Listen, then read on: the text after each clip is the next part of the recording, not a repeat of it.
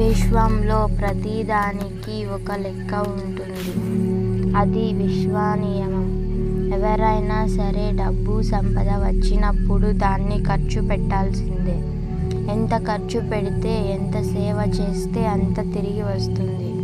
కొందరు ఎంత వచ్చినా ఖర్చు విషయానికి వస్తే వెనకడుగు వేస్తారు, పీసినారి చూపిస్తారు. లక్ష్మీదాసుడు వీరు డబ్బంటే ప్రాణం, దాన్ని పోగు చేసి ఆనందిస్తుంటారు.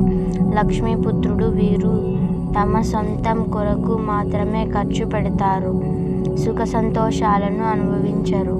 ఇక లక్ష్మీపతి వీరి అన్నీ అనుభవిస్తూ విచ్చలవిడిగా డబ్బు ఖర్చు పెడుతుంది, ఇతరులను కూడా ఆనందింపజేస్తారు.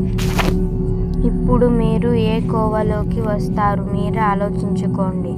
ఇలాంటప్పుడు